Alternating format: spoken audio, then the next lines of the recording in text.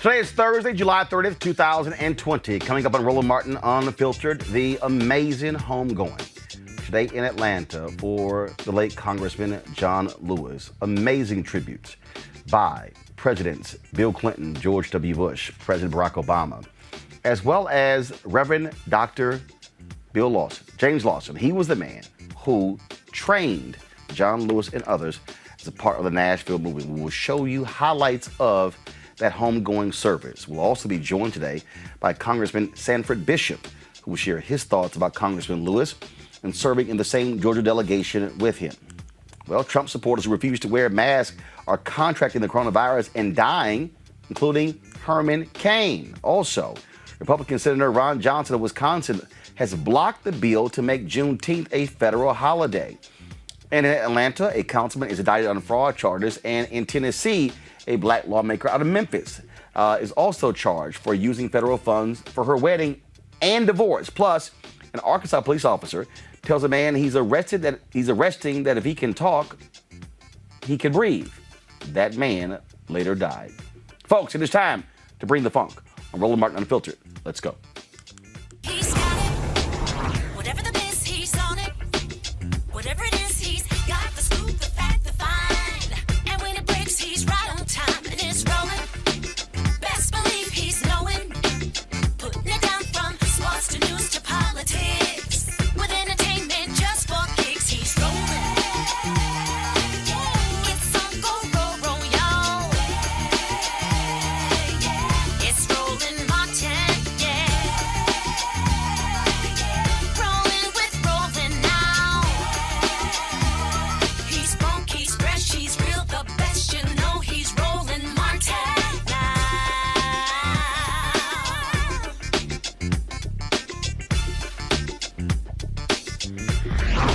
Martin. The homegoing service of Congressman John Lewis, folks, was befitting that of a president. Of course, for a week. He, of course, traveled the country. His body traveled the country, going from Troy, Alabama, his hometown, lying in state there, to Selma, crossing the bridge, the Edmund Pettus Bridge, where he was beaten on a bloody Sunday, to Montgomery, Alabama, where the bus boycott began in 1955, lying in state in the Alabama state capitol. Then, of course, coming to the nation's capital, lying in state in the Rotunda for 2 days, and then going to Atlanta, going back to Atlanta, where his body lied in state in the state capitol there. And today, the homegoing service took place at Ebenezer Baptist Church, the church formerly led by Reverend Dr. Martin Luther King Jr., the man who John Lewis heard speak in 1955 about social theology and how he was transformed by that particular sermon of Dr. King. Folks, it was an amazing celebration. So many people turned out at Ebenezer. Folks were practicing social distancing. It would have been larger were not for coronavirus. 3 living presidents were in attendance there. George W. Bush, Bill Clinton, and Barack Obama. 95-year-old President Jimmy Carter did send a letter that was read at the funeral as well, expressing his condolences for the loss of Lewis. After the funeral, he was carried out by an honor guard to a hearse that took him to his final resting place at Southview Cemetery, just south of downtown Atlanta, the place where a number of freed slaves were buried. Also, some of the first Buffalo Soldiers and many other civil rights luminaries. In fact, Dr. King was buried there initially, and then, of course, he was later exhumed, and his body is actually in the crypt there at the King Center, which is right across the street from Ebenezer Baptist Church. We're going to play for you a number of highlights from today's homegoing service. First up, President George W. Bush. John's story began on a tiny farm in Troy, Alabama, a place so small, he said you could barely find it on the map. Dr. Weinlock talked about the chickens. I did a little research. Every morning he would rise before the sun to tend to the flock of chickens. He loved those chickens. Already called to be a minister who took care of others, John fed them and tended to their every need, even their spiritual ones. For John baptized them, he married them, and he preached to them. When his parents claimed one for family supper, John refused to eat one of his flock. Going hungry was his first act of nonviolent protest. He also noted in later years that his first congregation of chickens listened to him more closely than some of his colleagues in Congress. John also thought that chickens were just a little more productive. At least they produced eggs, he said. From Troy to the sit-ins of Nashville, from the Freedom Rides to the March on Washington, from Freedom Summer to Selma, John Lewis always looked outward, not inward. He always thought of others. He always believed in preaching the gospel in word and in deed, insisting that hate and fear had to be answered with love and hope. John Lewis believed in the Lord. He believed in humanity, and he believed in America. Folks, this funeral was carried by networks all across the country, all the major networks, ABC, NBC, CBS, Fox, as well as all of the cable networks, ABC, MSNBC, CNN, Fox News Channel as well. And nearly all black networks also carried it, including BET, BET Her, TV One, My Clio TV, Aspire, Revolt. They all carried it. Oprah's own network did not carry the funeral, or the network Afro, Black News Channel, did as well. Among the folks had an opportunity to hear from was President William Jefferson Clinton. If I could just do one thing, if God came to me tonight and said, okay, your time's up, you got to go home, and I'm not a genie, I'm not giving you 3 wishes. One thing, what would it be? I said I would infect every American with whatever it was that John Lewis got as a 4-year-old kid and took through a lifetime to keep moving and keep moving in the right direction and keep bringing other people to move, and to do it without hatred in his heart, with a song, to be able to sing and dance. As John's brother Freddie said in Troy, keep moving to the ballot box, even if it's a mailbox, and keep moving to the beloved community. John Lewis was many things, but he was a man, a friend in sunshine and storm, a friend who would walk the stony roads that he asked you to walk, that would brave the chastening rods he asked you to be whipped by, always keeping his eyes on the prize, always believing none of us will be free until all of us are equal. I just loved him. I always will. And I'm so grateful that he stayed true to form. He's gone up yonder and left us with marching orders. I suggest, since he's close enough to God to keep his eye on the sparrow and us, we salute, suit up, and march on. Okay, Jennifer Holliday, native of my city of Houston, blessed folks all around the world who tuned in. I forgot Bounce TV also carried this funeral. Bless them with this song.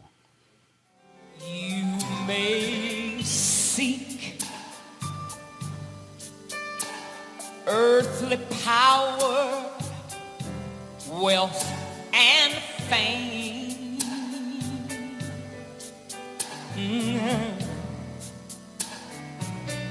And the world might be impressed by your great name.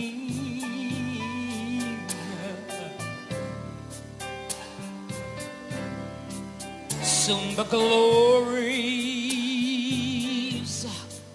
of this life will all soon be past.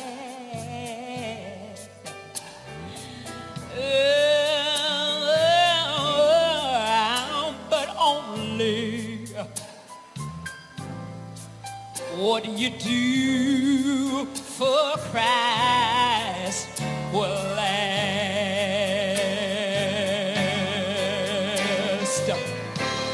Remember only what you do for Christ will last. Now, remember only what you do for Christ will last.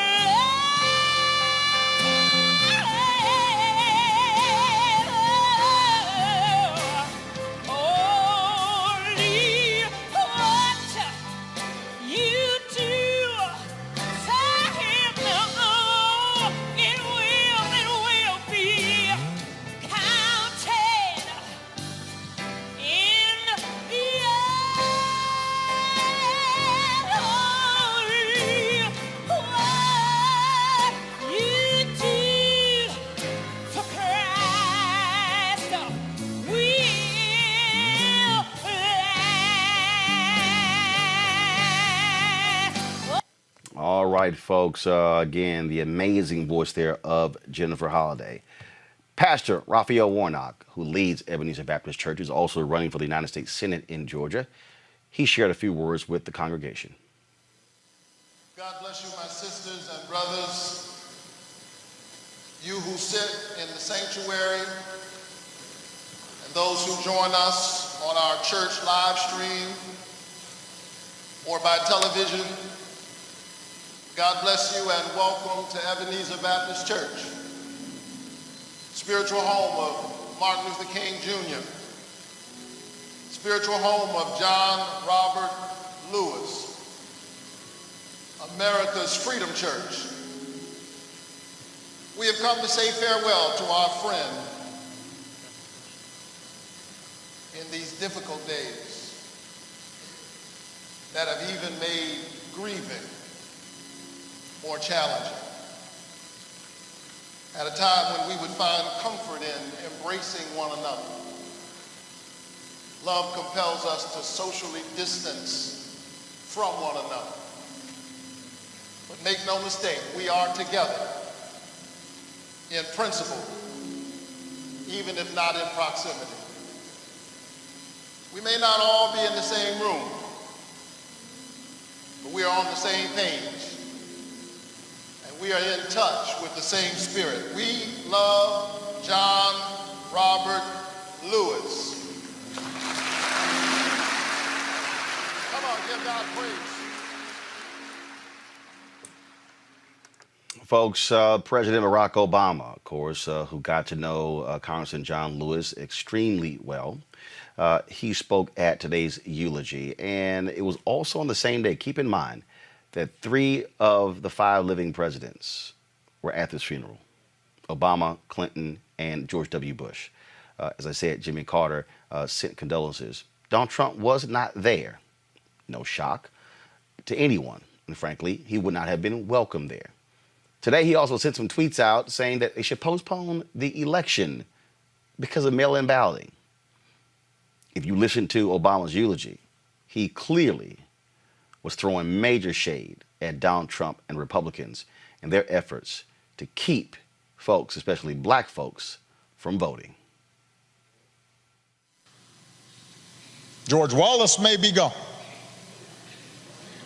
but we can witness our federal government sending agents to use tear gas and batons against peaceful demonstrators.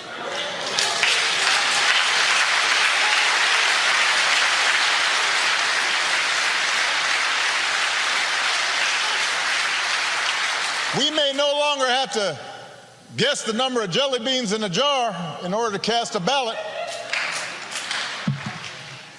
But even as we sit here, there are those in power who are doing their darndest to discourage people from voting by closing polling locations and targeting minorities and students with restrictive ID laws and attacking our voting rights with surgical precision, even undermining the Postal Service in the run-up to an election that's going to be dependent on mail-in ballots so people don't get sick.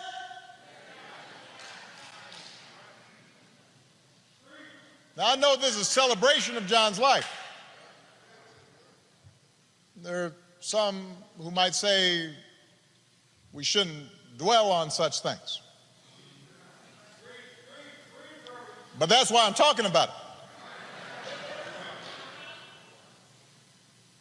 John Lewis devoted his time on this earth fighting the very attacks on democracy and what's best in America that we're seeing circulate right now.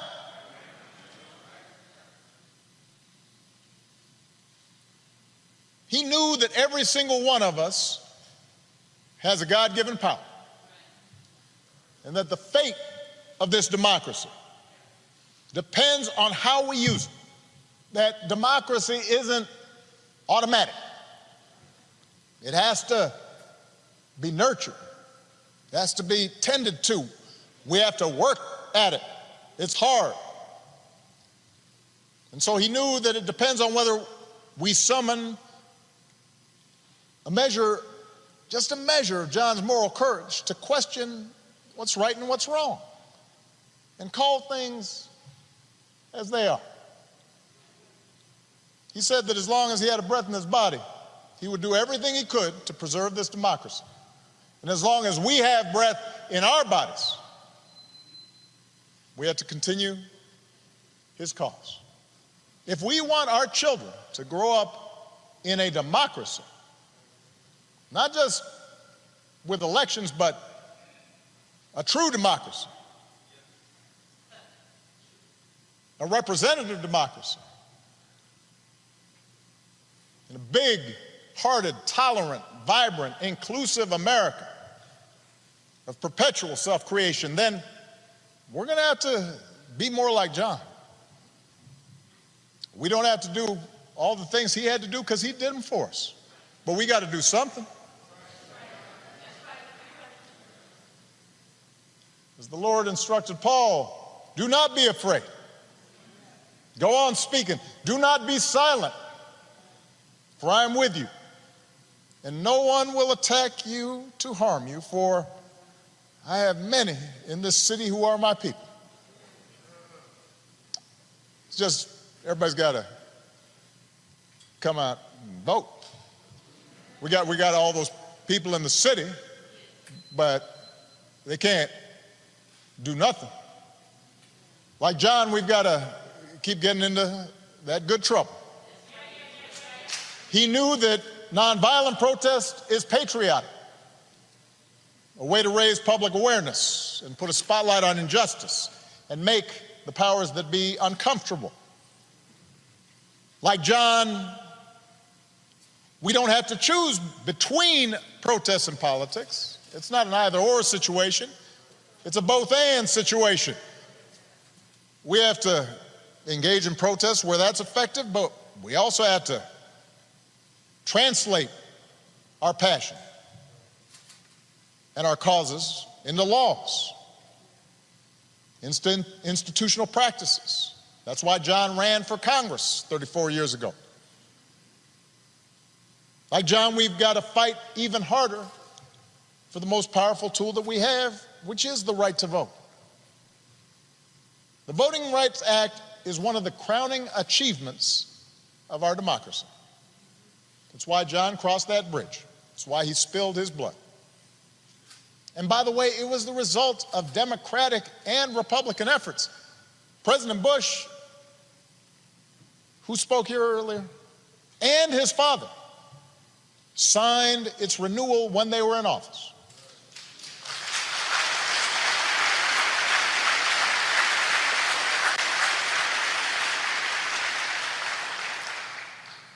President Clinton didn't have to because it was the law when he arrived, so instead he made a law to make it easier for people to register to vote.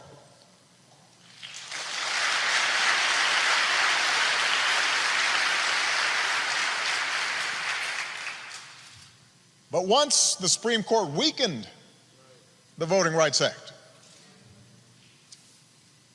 some state legislators unleashed a flood of laws designed specifically to make voting harder, especially, by the way, state legislators where there's a lot of minority turnout and population growth.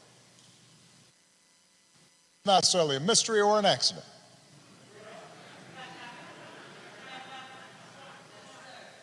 It was an attack on what John fought for. It was an attack on our democratic freedoms. And we should treat it as such. If politicians want to honor John, and I'm so grateful for the legacy and work of all the congressional leaders who are here, but there's a better way than a statement calling him a hero. You want to honor John? Let's honor him by revitalizing the law that he was willing to die for.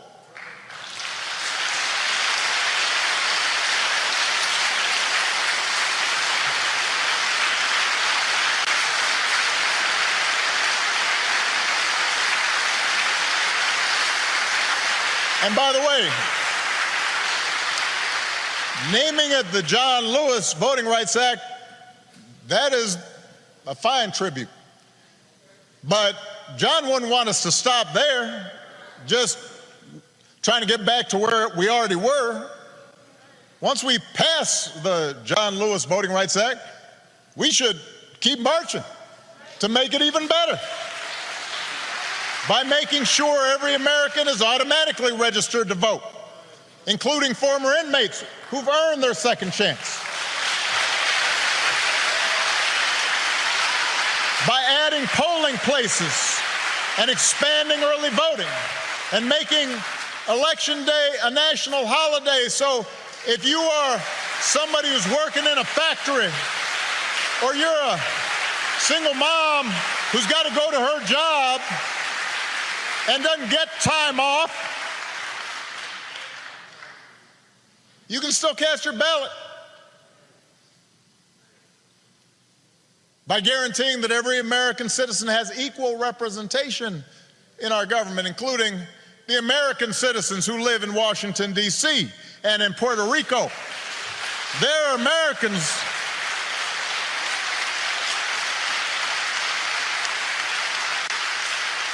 By ending some of the partisan gerrymandering so that all voters have the power to choose their politicians, not the other way around.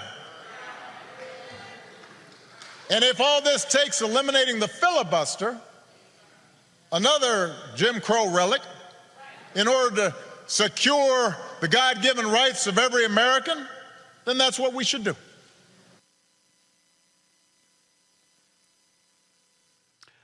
B.B. Winans and his brother Marvin Winans, they led the congregation in song, including writing, penning a special tribute specifically for today's homegoing service. My brother B.B. has written another song to the memory of Uncle Robert, as she called him, because he treated us all like family. And I hope you enjoy it.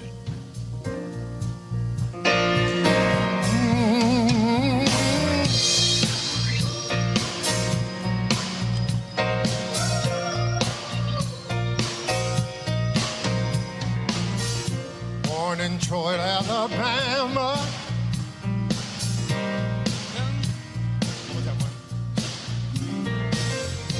Born in Troy, Alabama. To Eddie and Willa Mae, sharecroppers working in the heat of the day. Yes, they were. He knew there was much more, so he asked the Lord to show. Yes, he did. All he achieved in his life, we already know. That he was there when you called in a hurry. Tell you the truth, don't you worry. He was willing to fight in the struggle, and he was willing to get in good trouble. Yes, he was. Yes, he was. He was willing to get in good trouble. He took on the wrongs of this world, like civil and voting rights. Yes, he did.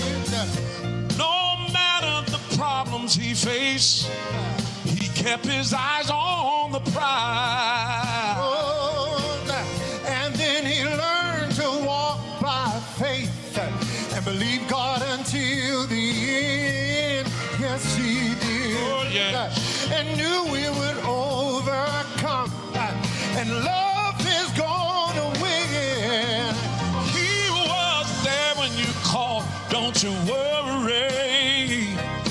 He tell the truth in a hurry. He was willing to fight for the struggle and willing to get in good trouble. Yes, he was. Oh, Yes, he was. willing to get in good trouble. And as you put on your robe to go home, we will continue the fight and be strong. As you put on your robe and go home, we'll continue to fight. Continue to fight. He was there when you caught in a hurry. He tell you the truth. Don't you worry. He was willing to fight for the struggle. And he was willing to get in good trouble. He was willing to fight. He was ready to fight. He was willing to get in good trouble. He was willing to fight. He was Ready to fight. He was Willing to get in good trouble. He was willing to fight. Willing to sacrifice. Yes, he was Willing to get in good trouble. No matter the situation, Willing to fight. he was ready. Ready to fight. And he was Willing willing to get in good trouble. He would cross the Willing bridge to fight. with mean horses Ready and to men, fight. 'cause he was willing Willing to to get in good trouble. He would speak truth Willing to to power, fight. no matter the Ready day, to fight. 'cause he was willing Willing to to get in good trouble. Thank you for willing to fight. Thank you for sacrifice. and he was willing to get in good trouble. He was willing to fight. We should be ready to fight and willing to get in good trouble.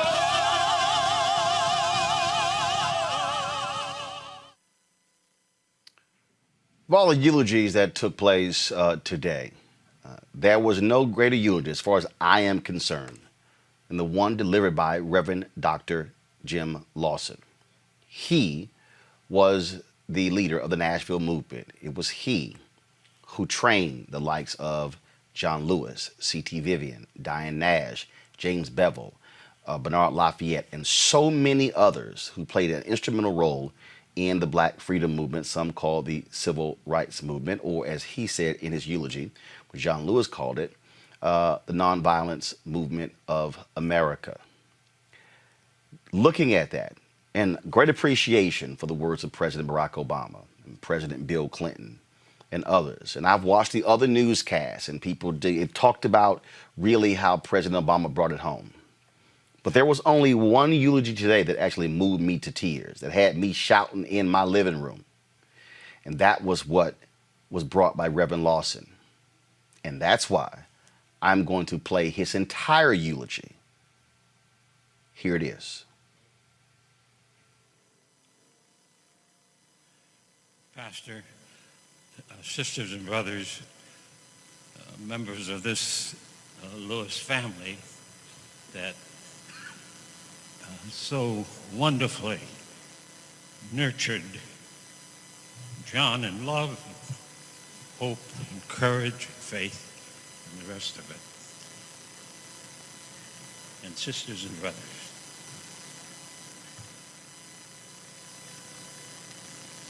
Czesław Miłosz, a Polish Catholic poet,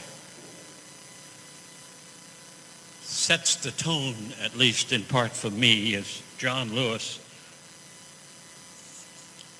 has journeyed from the eternity of this extraordinary, mysterious human race into the eternity that none of us know very much about.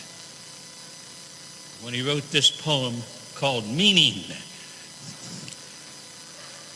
when I die, I will see the lining of the world, the other side, beyond bird, mountain, sunset.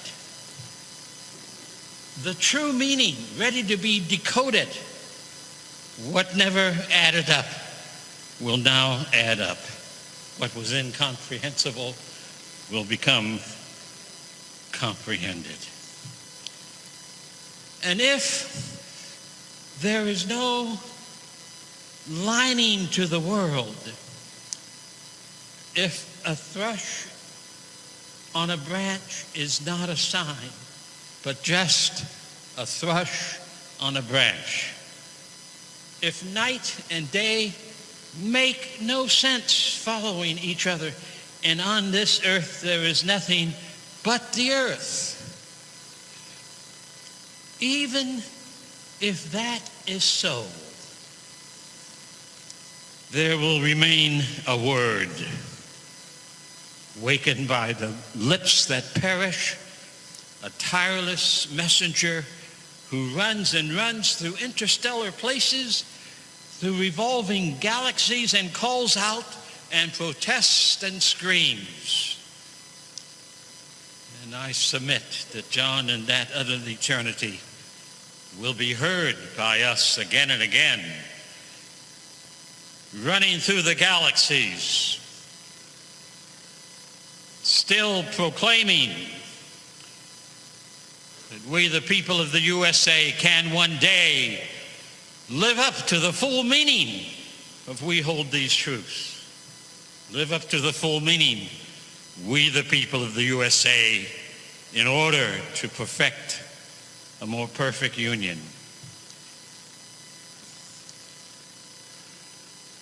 John Lewis practiced not the politics that we call bipartisan. John Lewis practiced the politics that we, the people of the U.S., need more desperately than ever before, the politics of the Declaration of Independence, politics of the preamble to the Constitution of the United States.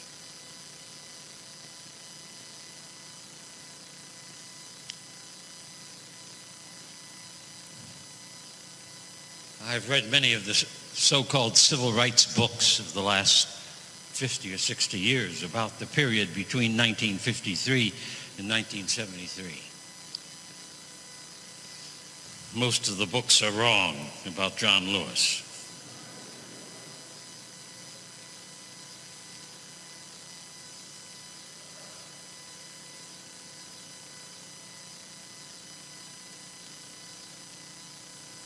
Most of the books are wrong about how John got engaged in the Nashville campaign of 1959-60. This is the 60th year of the sit-in campaign, which swept into every state of the Union, largely manned by students because we recruited students, but put upon the map that the nonviolent struggle begun in Montgomery, Alabama, was not an accident, But as Martin King Jr. called it, Christian love has power that we have never tapped, and if we use it, we can transform not only our own lives, but we will transform the earth in which we live.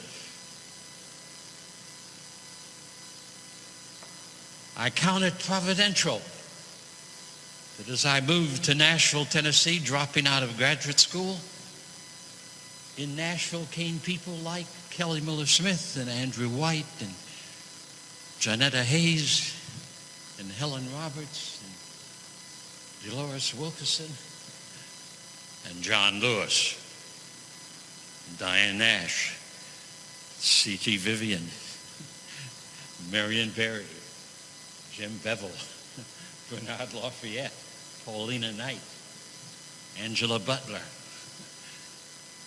How all of us gathered in 1958 and 59 and 60 and 61 and 62 in the same city at the same time, I count as being providential. We did not plan it. We were all led there. And when Kelly Miller Smith and the Nashville Christian Leadership Council met in the fall of 1958, and we determined that if there's to be a second major campaign that will demonstrate the efficacy of satyagraha, of soul force, of love truth, that we would have to do it in Nashville. And so I planned, as the strategist and organizer, a 4-point Gandhian strategic program to create the campaign. We decided with great fear and anticipation we would desegregate downtown Nashville. No group of black people or other people anywhere in the United States in the 20th century against the rapaciousness of a segregated system ever thought about desegregating downtown, tearing down the signs, renovating the waiting rooms, taking the immoral signs off of drinking fountains. But it was black women who made that decision for us in Nashville. I was scared to death when we made that decision. I knew nothing about how we were going to do this. I had never done it before. But we planned the strategy. John Lewis did not stumble in on that campaign. Kelly Miller Smith, his teacher at ABC, invited John to join the workshops in the fall of 1959 as we prepared ourselves to face violence and to do direct action and to put on the map the issue that the racism and the segregation of the nation had to end. And so in the 60th anniversary of that sit-in campaign, which became the second major campaign of the nonviolent movement of America. Those are not my words. John Lewis called what we did between 1953 and 1973 the nonviolent movement of America, not the CRM. I think we need to get the story straight because words are powerful. History must be written in such a fashion that it lifts up truly the spirit of the John Lewises of the world.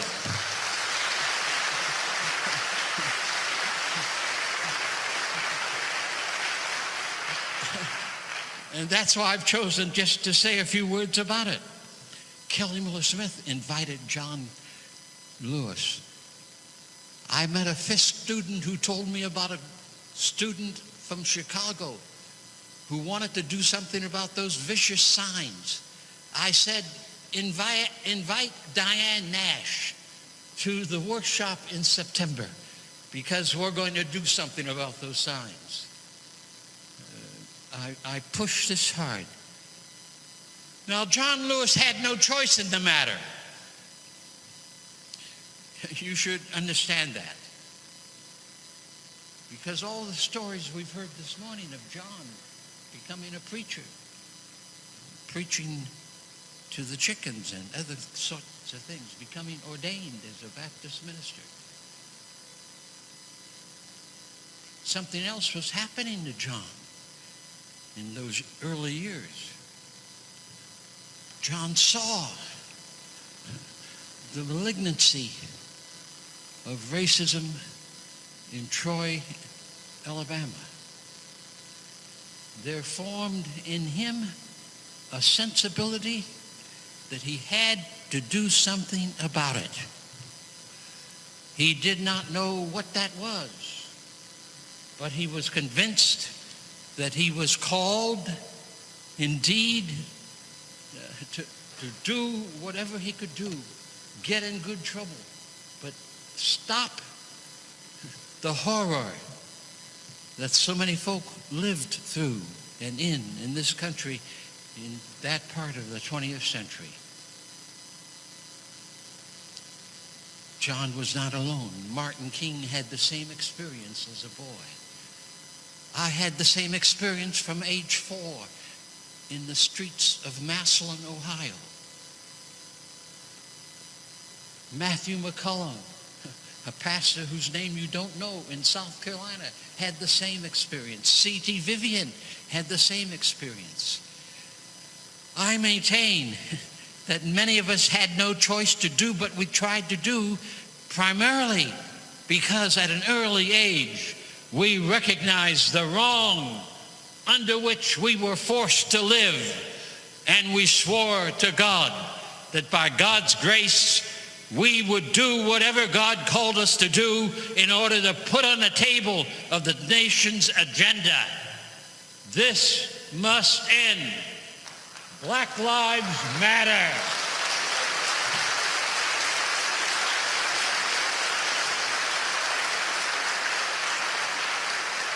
And so between 1953 and 1973, we had major campaigns year after year, thousands of demonstrations across the nation that supported it.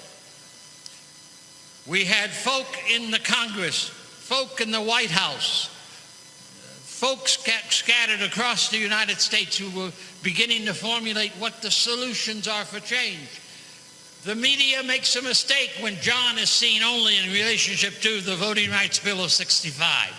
However important that is, you must not remember that in the 60s, Lyndon Johnson and the Congress of the United States passed the most advanced legislation on behalf of we, the people of the United States, that was ever passed. Head Start. Billions of dollars for housing.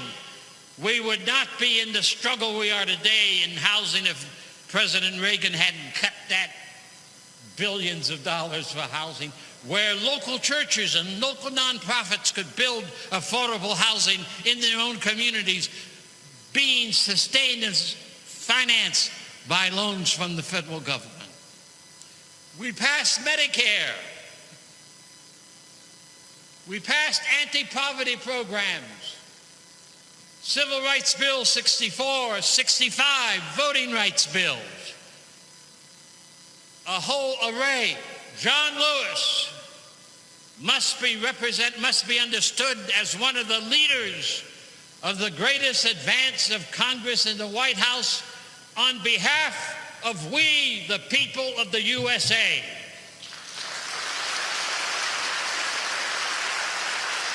We do not need bipartisan politics if we're going to celebrate the life of John Lewis. We need the Constitution to come alive. We hold these truths to be self-evident. We need the Congress and the presidents to work unfalteringly on behalf of every boy and every girl, so that every baby born on these shores will have access to the tree of life. That's the only way to honor John Robert Lewis. No other way. Let all of us in this service today, let all the people of the USA determine that we will not be quiet as long as any child dies in the first year of life in the United States. We will not be quiet as long as the largest poverty group in our nation are women and children. We will not be quiet as long as our nation continues to be the most violent culture in the history of humankind. We will not be quiet as long as our economy is shaped not by freedom, but by plantation capitalism that continues to cause domination and control rather than access and liberty and equality for all.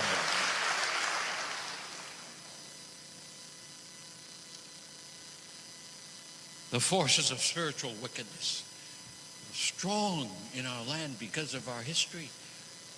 We have not created them. John Lewis did not create them. We inherited them. But it's our task to see those spiritual forces. I've named them: racism, sexism, violence, plantation capitalism. Those poisons still dominate far too many of us in many different ways. John's life was a singular journey from birth through the campaigns in the South, through Congress, to get us to see that these forces of wickedness must be resisted. Do not let our own hearts drink any of that poison. Instead, drink the truth of the life force. If we would honor and celebrate John Lewis's life, let us then recommit our souls, our minds, our hearts, our bodies, our strength to the continuing journey to dismantle the wrong in our midst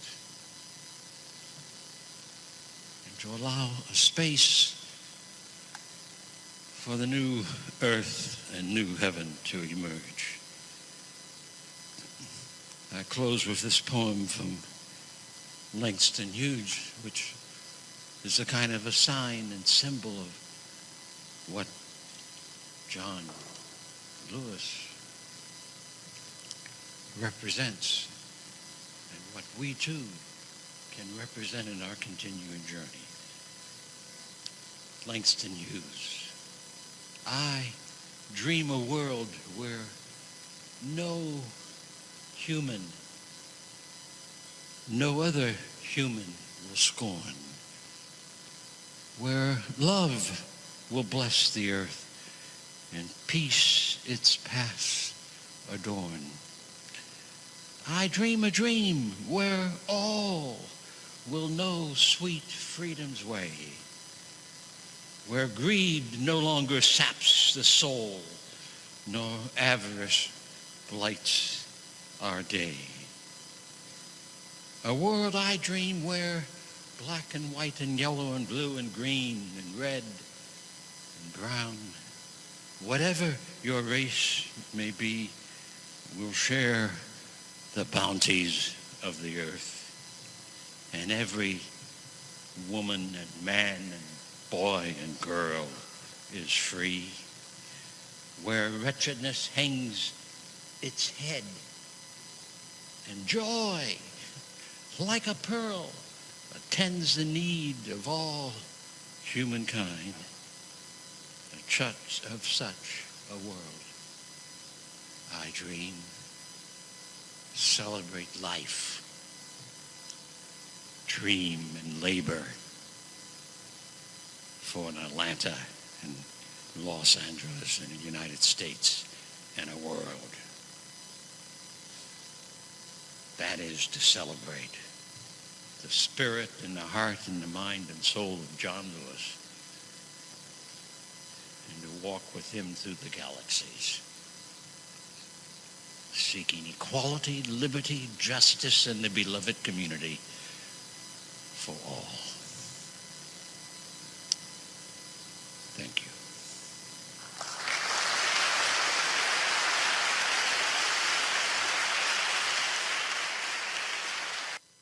Let's come on regular Thursday panel. Dr. Greg Carr, Chair, Department of Afro-American Studies at Howard University. Reese Colbert, Black Women Views. Erica Savage Wilson, host Savage Politics Podcast. Greg, I want to start with you. No words.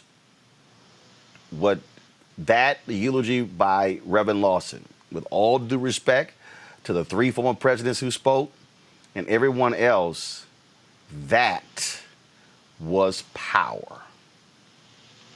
That was the eulogy. They could have ended it right there as far as I'm concerned. With all due respect, as you say, to George W. Bush, whose inauguration in January 2001, John Lewis did not attend because he said that Bush had not won the election. To Bill Clinton, who seems to have a problem with Stokely Carmichael when he said in his little pretend eulogy that for 2 or 3 years there went in another direction, in Stokely's direction, but it came back John's way. Stay tuned, little Bill, as the world dissolves around you. And for Barack Obama, who had the courage of his conviction after he's left the presidency, and we'll just leave it at that. Jim Lawson gave the eulogy. Jim Lawson said most of the books get it wrong about John Lewis, and then he surrounded him with the great cloud of witnesses, including the great Kelly Miller Smith out of Tennessee State, Morehouse, and Howard. The great Kelly Miller Smith, who was there in Nashville, my hometown. Kelly Miller Smith's a legend in Nashville. In fact, he was known at the time as one of the 10 greatest preachers in America. And Jim Lawson surrounded him with that young sister who was still alive, Diane Nash from Chicago. Interestingly enough, John Lewis, of course, planned his funeral before he made transition. No one from the Student Nonviolent Coordinating Committee who could have set little Bill straight was invited to speak. But Jim Lawson is the one that surrounded John Lewis and the great cloud of witnesses and took him out of that comfortable place that America wants to narrate him, standing on that bridge that day in Selma. By the way, he was there by himself because the SNCC folks had voted not to go on that march. So as Jim Lawson said, as he narrated, he's basically saying when you see John Lewis, you're not looking at an individual, you're looking at a movement that transformed this country. And that's the difference between a minister, between a prophetic voice and an elected politician, regardless of his color. Jim Lawson gave the eulogy today, brother. Erica Savage Wilson, that was, again, I sat there. I mean, I was shouting in my living room. I couldn't even sit down. I stood up for most of it. And when he laid out what really jumped out and what just really brought tears, when he talked about the forces of spiritual wickedness, when he called out America, called out the violence in the country, and man, when he called it plantation capitalism. Listen, Roland, I was right there with you. My workday was done. I was shook and shouting to hear the unadulterated truth from an elder that is still in our midst by the name of Reverend Dr. James Lawson. I love the way that he not only, without, unapologetically, unabashedly corrected the record, but I'm right there with you when he specifically called out the spiritual wickedness and said that these are things that we inherited because I wrote it down. And he called out all of those names, which you just called out: racism, sexism, violence, and plantation capitalism. That has entered the lexicon, and that is what we're going to continue to press the gas on. I believe that today there was an element of truth that now everyone has to reconcile with and stand in. And no matter what, this is the America that we inherited as Black Americans, but it does not have to be the one that we stand for. And I believe that that is one of the resounding messages that I got from the eulogy of the great Reverend Dr. James Lawson today. Reese, frankly, there are a ton of people who had never heard of Reverend Lawson until today. There were journalists at other networks who I was actually emailing and communicating with. They'd never heard of him. He's 91 years old. What folks don't realize is that when I interviewed him 2 years ago, he said, look, my rightful place is not to be out front. It's not. I was actually shocked when they said he was actually on the program. I mean, his whole deal is always about, no. Y'all go ahead. I'm the strategist. I'm the thinker. I'm the planner. And when you look at all of the things spoken, when you look at Jamila with his staff, and he talked about his love for his staff and how he protected them, and then you heard the different eulogies of the three presidents, and then you had Speaker Nancy Pelosi, and she spoke.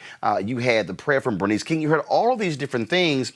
Lawson's eulogy is what laid out the black radical revolutionary John Lewis, not this wonderful, genteel, man of humility who folks loved and adored. He took time out. Lewis got to the heart to say, you can't talk about John Lewis from 1970 forward unless you deal with John Lewis from 1960.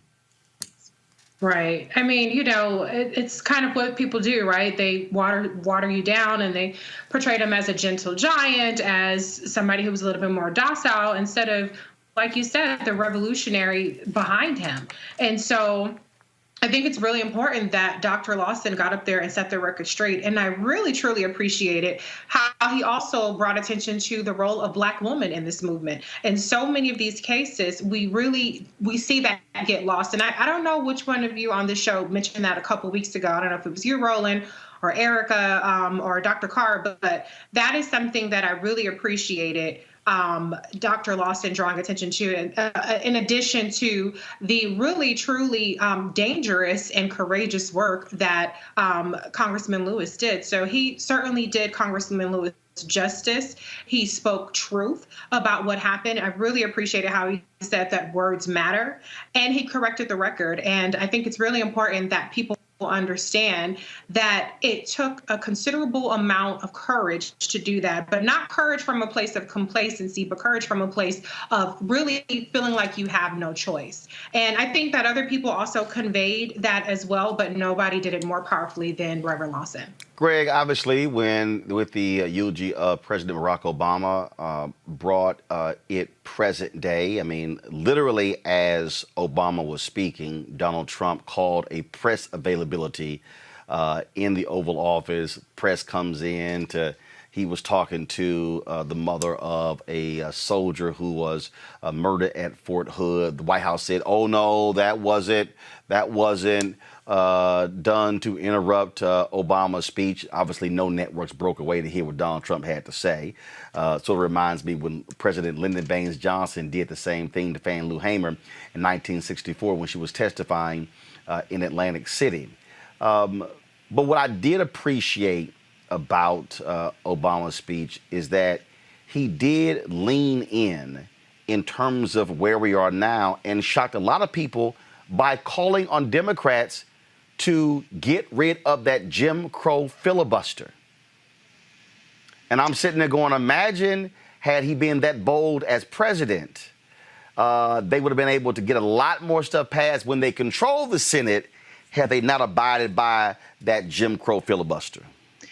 And therein lies the distance between the presidency that Black people thought they were voting for when Senator Obama was elected, and the presidency that Black people got. In all due respect, again, I love the way you framed this whole conversation. All due respect. There is no standard in this country that should come before the standard of the struggle of the Black liberation movement. Notice Jim Lawson said, I've read the books, most of the books on what happened between 1953 and 1973. Understand the first wave of electoral politics that comes out of that Voting Rights Act of 1965, and Lawson was very careful to say it isn't just the Voting Rights Act of 1965, it's all that legislation. Really, the keystone to it is the Civil Rights Act of 64, as we know, and the Fair Housing Act, which was passed with the blood of Martin Luther King on it, that they never quite actualized. So Lawson is saying none of that legislation happens had it not been. It was interesting that he mentioned, among others, Brother McCullum, who came out of Orangeburg, South Carolina. They had a 1,000-person march January, New Year's Day, 1960, before North Carolina A&T. So what Lawson was doing, and those black women, he said, forced him into that move in Nashville. What he was doing is narrating this black freedom movement that had as part of its objective political power. So then, after 65, of course, as you know, Roland, you talked this many times, that first wave of black elected officials is representing black interests. But then that second and third wave, up until today, moves increasingly toward the idea of race leader models. I am here, therefore you have representation. No, we don't care what your color is. Our interests have to be represented by you. So when we get to President Obama today, he was absolutely right to talk about the end of the filibuster. We could have done that when he was the president and had the ability to go forward. Those first 2 years, when they had control of both houses, when they passed the Affordable Care Act, we could have had more on the agenda. But let's forgive him that, because today he was on point. But I will mention one other thing while he was president. Going out of the door, he nominates Merrick Garland in an attempt to do something that had no rationale behind it, which was what? Appease these Republicans who had vowed when he got elected to oppose him on everything he did. So what it does is open the door for Mitch McConnell to come in and give John Roberts, that, by the way, George W. Bush put on the bench, the one who eviscerated the Voting Rights Act. It gave John Roberts that slim majority that he needed once they put Neil Gorsuch on the court to run the table. So in some ways, Barack Obama, now comfortably out of office, is able to engage in a full-throated defense of a democracy that when he was in office, he could have done a little bit more to defend. And I know people will come for me, but I want all the smoke, all of it. Which is why, Erica, when you listen to Lawson say, we don't need to have this bipartisanship conversation dealing with John Lewis, what Lawson was actually saying is, if you have the courage of your convictions like Lewis did, if he sat there and took a beating and almost died from it, don't sit here and gain courage when you don't have power. Use that courage when you have power to make a difference. Absolutely. And I love that Reese brought out the whole docile piece, because the lamb of John Lewis, which is one that can be petted, can be kind of manipulated in source, is the one that most folks are comfortable with, and not the lion.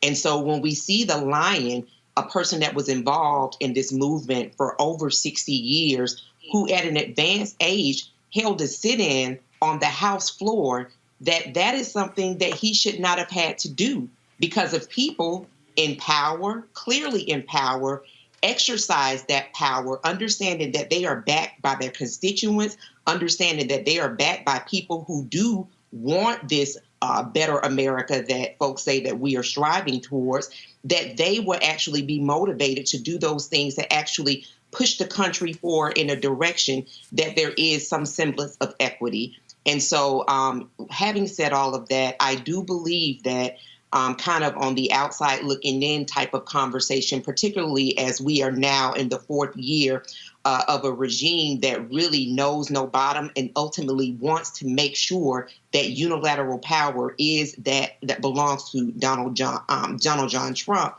that people have to look around and take an assessment to see where they are right now, and they have to leverage and exercise that power if we want to continue to keep any semblance of democracy that we have remaining in this country. And Reese, what I need people to understand, homegoing celebrations are not for the dead, they're for the living.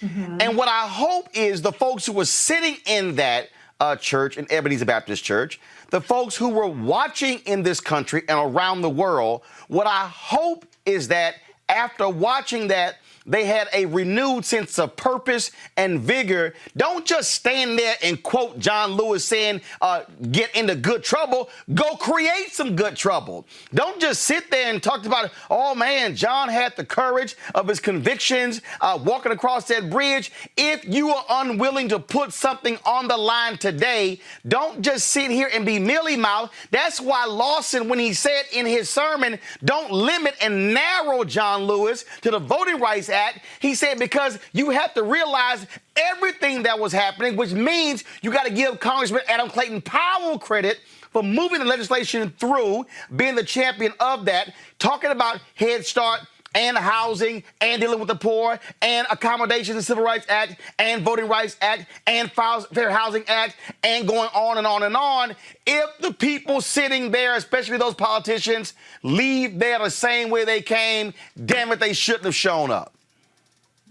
Absolutely. I mean, it was a call to action from the beginning to the end, even with Congressman John Lewis publishing his own editorial today in the New York Times, which was a call to action to people everywhere. He had his recorded voice giving a speech when he lied in state. And so all of these ceremonies around John Lewis's homegoing have been all about activating people, about waking them out of their slumber. We've seen data that's come out recently that says that, for instance, voter registration is down significantly. How in the hell is voter registration down when we are living in a pandemic, when we have 32.9% and contracted drop in the GDP that just came out today? Unemployment is getting ready to, the extra unemployment benefits are getting ready to expire. The eviction moratorium is getting ready to expire. How is it that people are still so disengaged in what needs to be done in terms of holding the Republicans accountable for not giving trillions of dollars to corporations, but actually letting people get a way to get through the end of the month and actually getting people the resources to survive COVID? There are so many things that we need to be engaged with right now. I love how Erica always says, you know, the civil rights movement is happening right now. We are in a new civil rights movement. And so I completely agree with you. If you listened to what was said and you walked away with a shrug, if you walked away not feeling renewed, then you absolutely failed. And you need to look in the mirror and figure out why is it that you are no more activated after all of the things. And it's not just about the individual speakers. Like I said, it's also about Congressman John Lewis's words and the deliberation that he put and how he wanted his services to go. The op-ed Reese is referencing, go to my iPad, this is it right here. He specifically wanted this published on the day of his funeral, but he also recorded the audio. I will play that for you. But right now, we're going to go to Congressman Sanford Bishop, who served in the Georgia delegation with Congressman John Lewis. Congressman Bishop, glad to have you back on Roland Martin Unfiltered. Thank you. I'm delighted to be with you. It has been a very, very, very solemn but meaningful day, celebrating the life of our friend, our hero, our brother, John Lewis. Congressman Bishop, I was just saying that there's no way any member of Congress, any mayor, state rep, state senator, county commissioner, city councilman, it does not matter. If you are an elected official and if you did not come away with a renewed sense of purpose and fight in your spirit, then you wasted your time attending or watching this funeral. Absolutely. It is very, very inspirational. John Lewis's life is inspirational, and all of us stand on his shoulders, particularly those who are African-American elected officials anywhere in this country. Without the work and the service and the sacrifice of John Lewis, none of us, particularly those of us from the South, would have the positions that we have, would not have had the opportunity to be elected, and certainly we would not have elected Barack Obama President of the United States. For you, your most lasting memory of serving alongside Congressman Lewis as a part of the Georgia congressional delegation? My memory of John is I have both personal memories and, of course, professional memories. John and I were friends for 52 years. I met John as a student, as a law student in 1968, shortly after the assassination of Dr. King, where I was in my first year of law school, but working part-time after school as an archivist at the beginning of Martin Luther King's Center for Social Change. John, Stokely Carmichael, Rap Brown, and the SNCC guys, Julian Bond, would all come through, and I got to meet them at that point. And of course, John and I became friends then. We remained friends during his stint at the Voter Education Project when he was on the city council and I was elected to the legislature. And of course, for 28 years that I have served with him in the House of Representatives. John is a man of conscience. He holds to his principles, and John was the type of individual that was so wedded to his principles in every decision that he made that he earned the nomenclature of being the conscience of the Congress.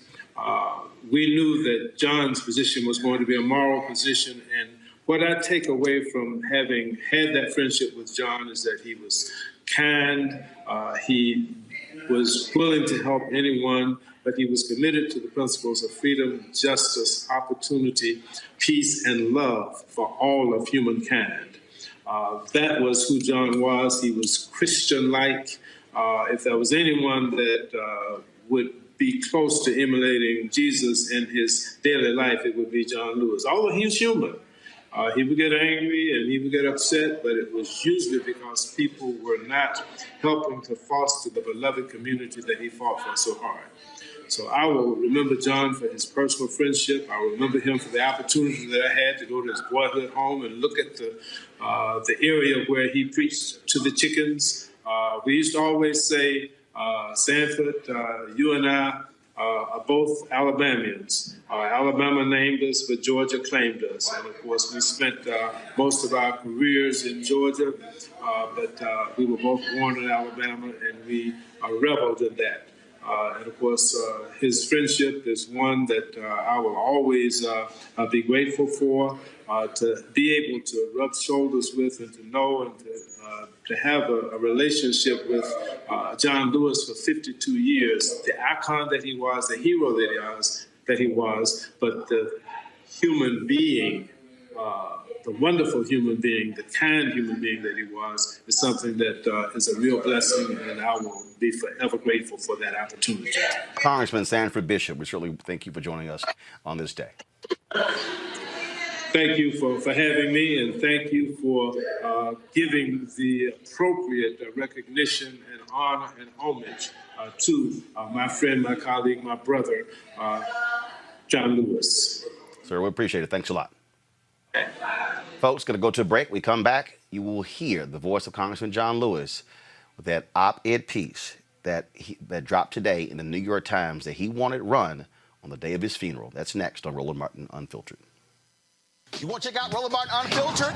YouTube.com/Roland S. Martin. And subscribe to our YouTube channel. There's only one daily digital show out here that keeps it black and keep it real. It's Roland Martin Unfiltered. See that name right there?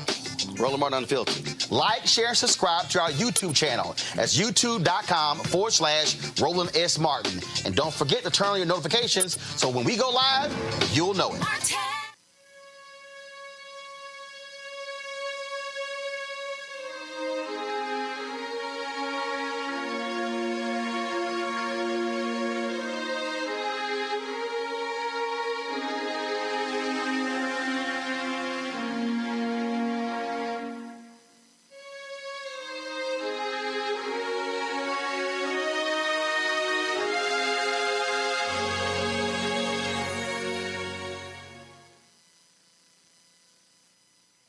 All right, folks, welcome back as we continue our coverage of the homegoing service today of the late Congressman John Lewis of Georgia. He released an op-ed piece to the New York Times that he wanted to run today. And they have the written form, but they also have an audio form. And so we just want to take a listen to that right now. You can redeem the soul of our nation. Written by John Lewis. Read by Prentice Oniyemi. While my time here has now come to an end, I want you to know that in the last days and hours of my life, you inspired me. You filled me with hope about the next chapter of the great American story when you used your power to make a difference in our society. Millions of people motivated simply by human compassion laid down the burdens of division. Around the country and the world, you set aside race, class, age, language, and nationality to demand respect for human dignity. That is why I had to visit Black Lives Matter Plaza in Washington, though I was admitted to the hospital the following day.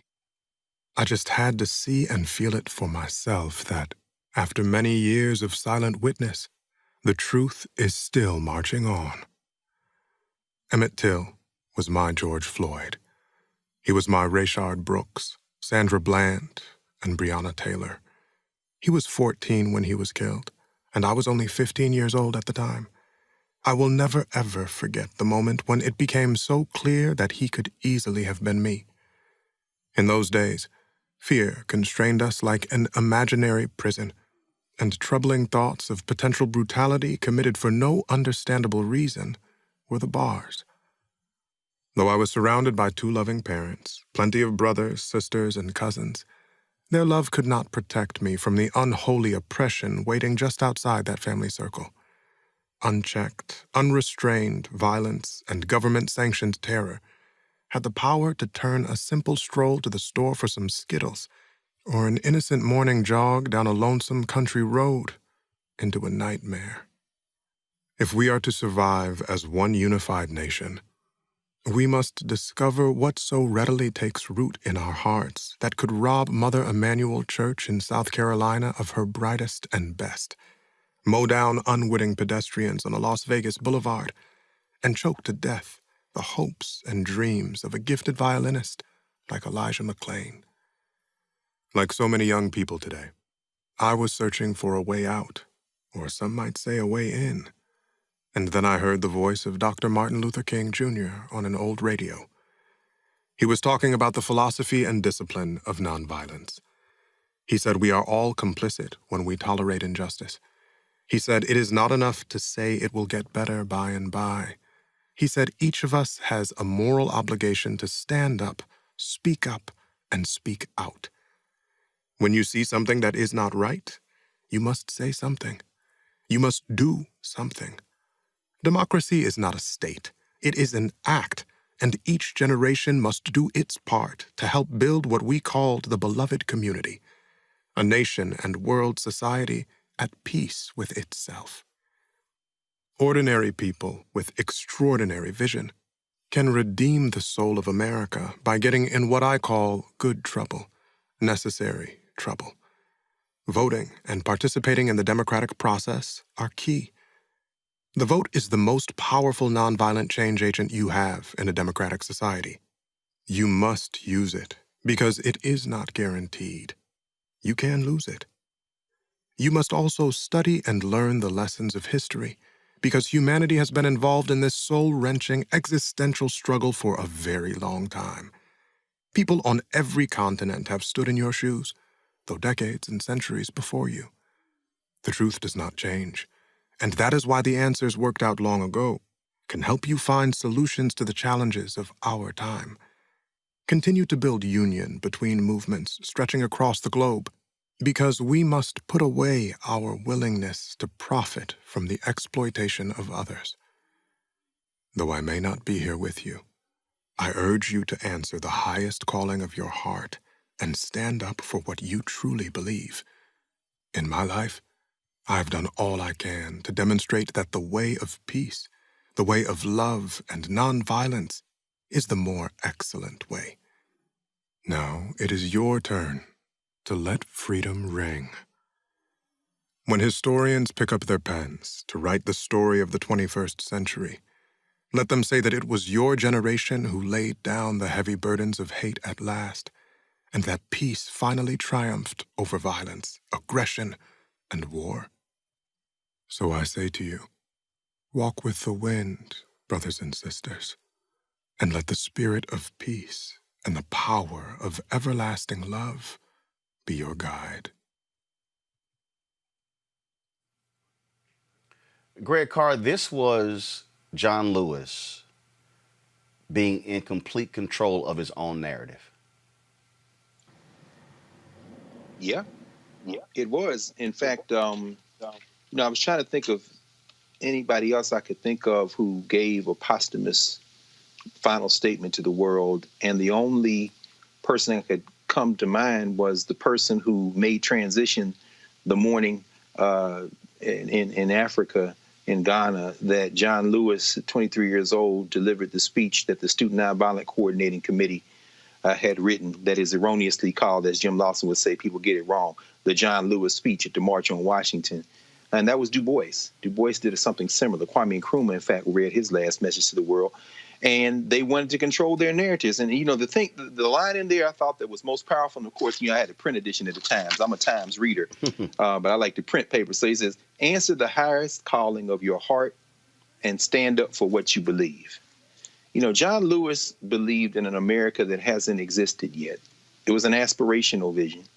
And he was fueled, as Jim Lawson said, by women and men who, he named Martin Luther King, but as Jim Lawson said, when you got a guy like Kelly Miller who sees John Lewis come into his classroom at the American Baptist College with that passion, with that desire, and says, son, I got an idea for you. I'm going to steer you over here to this meeting along with these other young people, and they're going to take you to put that knowledge to action. When you see Kelly Miller, you're seeing somebody who was born in Mound Bayou, Mississippi. Mound Bayou, Mississippi, an all-black town, was where T.R.M. Howard set up shop. That's who protected Emmett Till's mother when they had the trial in Mississippi. So you see a guy like Kelly Miller, who's coming out of Black self-determination, who takes this young brother and puts him in front of a bunch of young people that are going to help him make those words action. And here we come to the end of his life. And his last statement in the world is, if you believe in something, you stand by the courage of your convictions. And let's take that separate out of the idea of America, because that's bigger than the idea of America, as Jim Lawson reminded us today.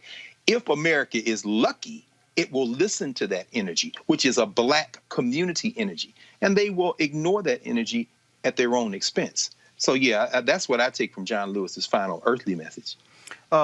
Reese, what he says in this second paragraph, that is why I had to visit Black Lives Matter Plaza in Washington, though I was admitted to the hospital the following day. I just had to see and feel it for myself that after many years of silent witness, the truth is still marching on.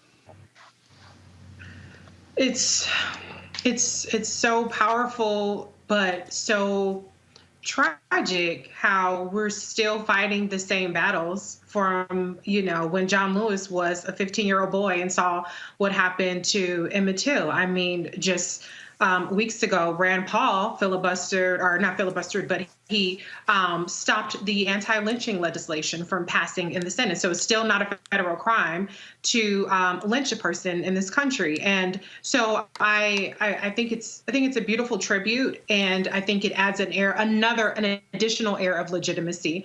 Some might quibble with me saying that, to the Black Lives Matter movement, and people really starting to understand that all of these movements are a continuum rather than these separate factions of us continuing to still have to fight the same battles over and over again.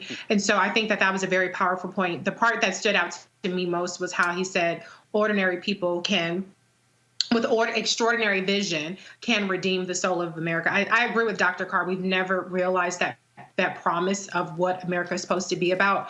But I do think that we can continue to be the change that we wish to see. We can continue to be the voice that we wish to hear, and we can continue to just put in the work and really believe that we can change things just as an individual and in working with others. Erica, to the point that Reese was just speaking to, that next paragraph, he writes, Emmett Till was my George Floyd. He was my Rayshard Brooks, Sandra Bland, and Breonna Taylor. He was 14 when he was killed, and I was only 15 years old at the time. I will never, ever forget the moment when it became so clear that he could easily have been me.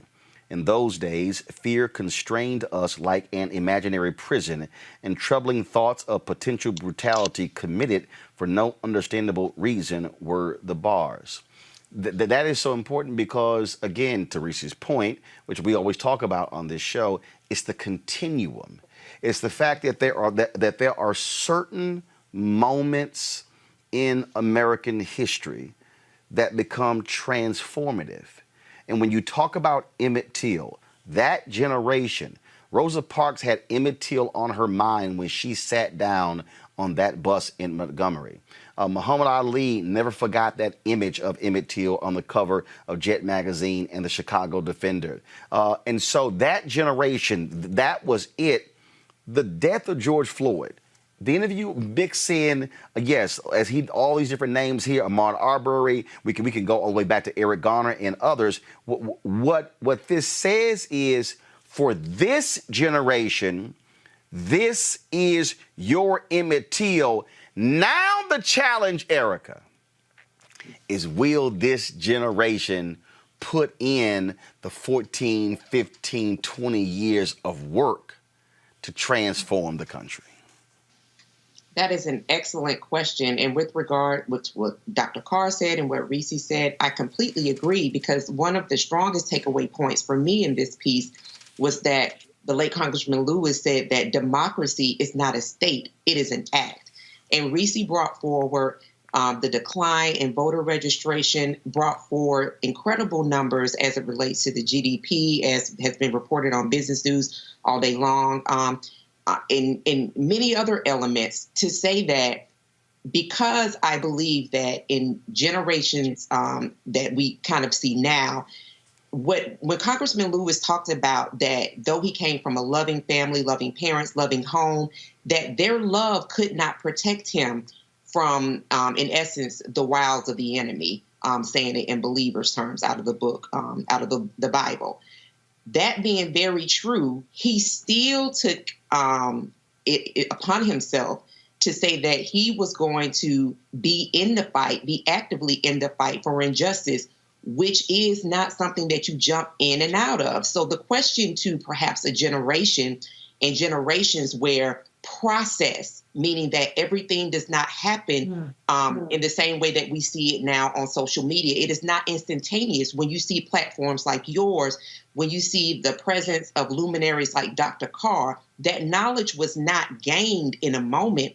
You're talking about years and years and years. So as we kind of move forward through these conversations, the question also has to be, is there a level of preparation, and is there a real understanding of process and time that all of us, but particularly those that are youth, are ready to pick up the mantle? Will they be able to wrestle and move through the process that we know is time, not to pick it up and drop it because things don't happen instantaneously, understanding that there is a real work that has to happen in order to see about the change that we're all talking about? Because again, lifting back what Congressman Lewis said, democracy is not a state, it is an act, it is a verb, it is something that requires sweat, it is something that requires perhaps loneliness and being misunderstood, but nonetheless persisting and being consistent. Final words on this before we go to a break and talk about some other news items. And that is this here. We can reflect on Congressman John Lewis. We can talk about his legacy. We can talk about what he meant. We can talk about, again, all the wonderful things that he did. The question now, which is really what his final challenge is, the question really is, what are you prepared to do? The question is, are we as a Black community, are we as a society, are we willing to right now begin to move this thing forward, begin to reimagine America? I was reading Dorothy Cotton's book, and in the intro, Vincent Harding was actually writing, and what he was talking about in the intro, he was talking about really what they were dealing with. That is, for the first time, they were talking about this idea of for the first time, a multiracial, multi-denominational view of America as a democracy. So when you heard President Barack Obama, say, when you heard him say they were the founding fathers, the reality is Lewis, Vivian, Lowry, Young, King, Hosea Williams, James Orange, Fred Shuttlesworth, Constance Baker Motley, Septima Clark, Fannie Lou Hamer, Dorothy Cotton, Diane Nash, and I can go on and on and on. They were indeed the founding fathers because what they did is actually take the very document that the founding fathers wrote, which was in, frankly, a hypothetical. It wasn't real, and they actually made it real. As King said on April 3rd, 1968, be true to what you put on paper. And so now the moment for folks who are still here is, what you gonna do? Are you first going to register? Are you first, second going to vote? Are you going to encourage others to do it?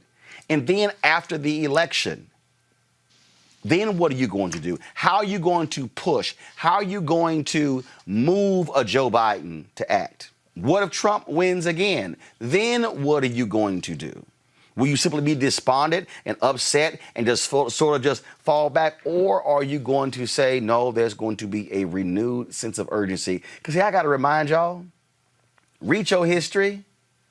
Southern Dixiecrats joined with Republicans to block legislation. They fought and bickered. Civil rights, voting rights after 65 was signed. It was a 3-year battle to get them to move on the Fair Housing Act, which was only signed into law and passed because Dr. King was assassinated. The question for this generation is whether or not we will have the same courage as a previous generation. But even if you have courage, will we be focused to be able to move public policy? Protest is one thing. Marching is one thing. Wearing shirts that say Black Lives Matter is one thing.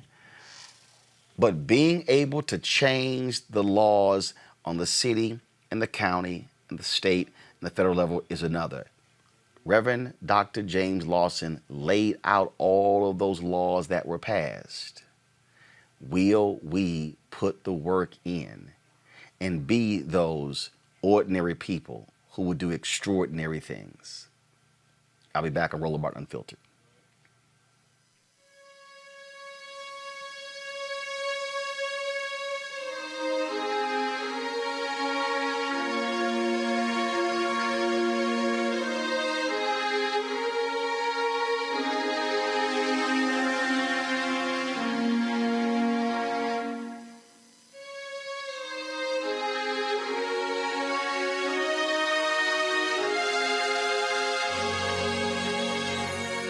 You want to support Roland Martin Unfiltered? Be sure to join our Bring the Funk fan club. Every dollar that you give to us supports our daily digital show. There's only one daily digital show out here that keeps it black and keep it real as Roland Martin Unfiltered. Support the Roland Martin Unfiltered daily digital show by going to RolandMartinUnfiltered.com. Our goal is to get 20,000 of our fans contributing $50 each for the whole year. You can make this possible. RolandMartinUnfiltered.com.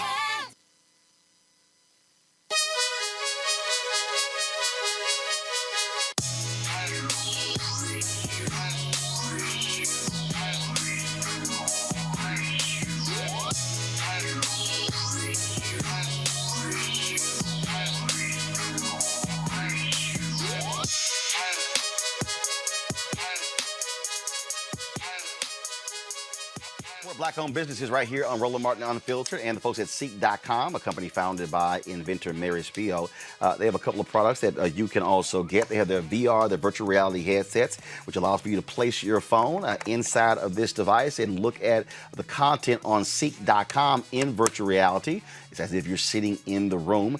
You can also get these headsets, 360-degree 4D headphones, which gamers love. It allows for you, this Bluetooth. You can have a headset to talk as well, to take phone calls Amazing sound. Go to seek.com, CEEK.com, and you can simply use the promo code RMVIP2020, RMVIP2020 to get both of these products. All right, folks, Wisconsin Senator Ron Johnson blocked a bipartisan effort to make Juneteenth a federal holiday, saying it would cost too much. The Republican senator said while he supported honoring the day that has come to mark slavery's end in the United States, well, truth be told, it actually marked the notification to slaves in Texas if they were free. He added doing so with a new holiday would give federal workers a paid day off that the rest of America has to pay for. He estimated the holiday would cost the private sector up to $600 million per year. Senate Democrats, joined by Republican Senator John Cornyn of Texas, proposed making the day a federal holiday in June in response to the nationwide Black Lives Matter protests. See, here's what I don't understand, Erica. All right, Senator Cornyn, this is one guy. This is one guy. Bring that damn thing to the floor and make everybody vote on it. What they do is they want to have unanimous consent, which means nobody objects, it passes, no one has to actually take a vote on it. I say, John Cornyn, if you're serious, tell McConnell, put the bill on the floor and vote it up or down. But we know he's not serious, and that's why I'm so glad that on this show we don't just talk about the son of a Klansman who's occupying the White House, that we do go through and talk about those people, those sycophants that continue to empower that person. John Cornyn, Senator John Cornyn, along with all of the rest of the 53 Republicans that are the majority within the Senate, are continuing to do the bidding of their leader. And so we won't see it go up before a vote. That is not going to happen. And that is why people have got to be sure that they are voting, that they're making sure that the people around them are voting, because everybody has influence somewhere. Because it is not just about firing the current person that occupies the People's House. It is also about ensuring that there is a shift in Senate, because if there was a shift in Senate, we would not be on one day away from, as Reese pointed out earlier, talking about the expiration of moratoriums on people that have to pay rent, that those landlords can begin eviction processes. We wouldn't be at the place where we're still trying to have conversations with Republicans around, well, as long as corporations are not able to be liable for any lawsuits that might come out from employees that contracted coronavirus because it's profits before public health crisis, that we could be a lot further along with perhaps even a national testing strategy. So these are the types of things that people need to hear, though they may not seem as sexy as some of the other political topics, but have a real fair understanding that the folks that are in control of the Senate right now don't give a damn about you or your household. Reese, again, look, folks, all lip action. Senator Rand Paul, as you mentioned earlier, blocking the lynching bill, blocking the bill that would fix the Voting Rights Act, all of those different things. So this is real simple, black folks. If you actually, this is what gets me when I hear all these people run their damn mouths, all these little folks bumping their gums, especially folks on YouTube and Facebook. You talking about elect the Democrats. This is real simple. It's real simple. Who's blocking the Juneteenth holiday? Which party? Who's blocking the lynching bill? Who's blocking the fix to the Voting Rights Act? It's Republicans. It's kind of real. It's real clear, Reese. Right. And you know what's really annoying to me is that everybody, in particular, I won't say everybody, let's say a lot of black people in the black community, they have all the smoke in the world for the CBC. They have all the smoke for something as simple as a Kente stole. And yet, when it comes to people like Ron Johnson and Rand Paul, where is the outrage? When it comes to people like Mitch McConnell, where is the outrage? We need to be holding these Republicans and have our foot on their neck the way that we have, the way that people always want to blame Democrats, and particularly black Democrats as CBC members, for not waving a magic wand and solving everything. We need to be, Ron Johnson is in Wisconsin. There's a sizable black population. He should be voted out the next time. Tom Cornyn is up for re-election. They need to be putting pressure on him to, like you said, Roland, put the pressure on his Republican colleagues to vote on it. And this is something that we've seen now happen for years, where if they don't get unanimous consent, They use it as an excuse to move on and let the issue die. People need to start voting on things and go on record with where they stand, period, instead of hiding behind one obstructionist. Greg, symbolism is one thing. I totally understand that. And the reality is when you talk about removing statues, renaming military bases, it's still symbolism. But the point is this here. If they can't even do the simple stuff, they damn sure not going to do the hard stuff. Mm-hmm. Well, So I mean, you got to get folk who going to do the hard stuff. Absolutely. Well, in a sense, they are doing the hard stuff. They're defending their shrinking white settler state. It wasn't just the Voting Rights Act that was passed in 1965. It was also the Immigration and Naturalization Act in 1965, the first federal legislation to deal with the question of who could and couldn't come into the country. They've been trying to roll that back since 1965. And what you see with this white nationalist, a member of the White Nationalist Party, I won't call them the GOP anymore, they're the White Nationalist Party. What you see with Johnson, a millionaire, is that he's protecting his interests. He is doing the hard work. His approval rating is abysmal in Wisconsin. He was a millionaire who beat Russ Feingold with a combination of voter suppression and voter miseducation.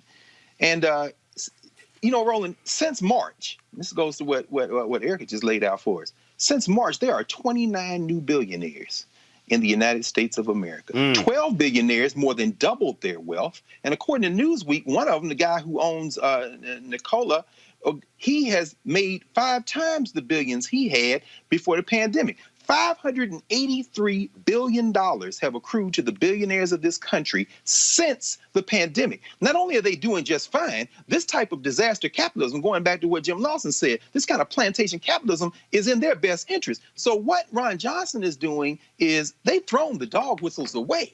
They are in a primal scream to rally their troops. And if they can get this election close enough to steal, they will steal it. Ron Johnson is doing the hard work, in other words. And so I guess what I'm saying is rather than try to appeal to them, and I couldn't agree more, Reese. I mean, I believe that in politics, as my friend Jared Ball used to always say, everybody can get it. Meaning what? The White Nationalist Party can get it, and the Democrats who don't do what we elected them to do can get it. But the Democrats who we want to give the smoke to need to get the smoke once we put them in office. Because let's be very clear. There is a qualitative difference between the White Nationalist Party beholding to the billionaires and using a racial primal screen to try to retain their power until they can mess this next election up, and the Democratic Party, which while it is still part of the two-party system, at least was the party through circumstances that black people forced open to crack open like an egg to use as our battering ram in the political process. Let's not paint this picture so broadly that we can't see the difference between those two parties. Right. And when we look at Ron Johnson, this is not a question of a United States senator. This is an open white nationalist protecting his moneyed interests. There you go. Folks, former Republican presidential candidate and Trump supporter Herman Cain is dead. He died this morning of coronavirus a month after struggling with the disease. And it started 9 days after he attended the Trump rally in Tulsa, Oklahoma, where mask wearing was minimal. Now, check this out, okay? These are a series of tweets that Herman Cain sent out. Want to watch? Go to my iPad. Ignore the outrage, ignore the thugs, defy the violence and the left-wing shaming. Tonight's Tulsa Trump rally will be one for the history books. America is here tonight, and the Tulsa rally crowds are unbelievable. Well, we know that wasn't the case. He sent this tweet out. Masks will not be mandatory for the event, which will be attended by President Trump. People are fed up. He sent this on the actual night. Here's just a few of the black voices for Trump at tonight's rally, having a fantastic time. This is the photo right here. You see Paris Denard right there. You see, I think that's Deneen Borelli, the woman to the left of Paris. And you see, of course, as Herman Cain right there in the center. Herman's dead. Now, his friends say, oh, he did not catch it at the rally. He did not catch it there. That's not where it happened. Well, let's see here. Did he catch it going back home? Here's another tweet that he sent out on June 25th. We don't want days like this, but we really don't want more lockdowns, virus or no virus. That cannot happen. Now, look, certainly condolences to the family of Herman Cain. But the reality is this here. Herman Cain, a cancer survivor who was 74, shouldn't have been there. You increase the chances of getting this Bill Montgomery, the founder of the pro-Trump conservative student organization, Turning Point USA, also died from the virus. That group is also opposed to wearing masks. Oh, and you remember Texas Republican Louis Gohmert tested positive for COVID-19. He's been adamant about not wearing a mask. He said he finally started wearing a mask in recent days and that the mask likely got him infected. Let me just get Erica again.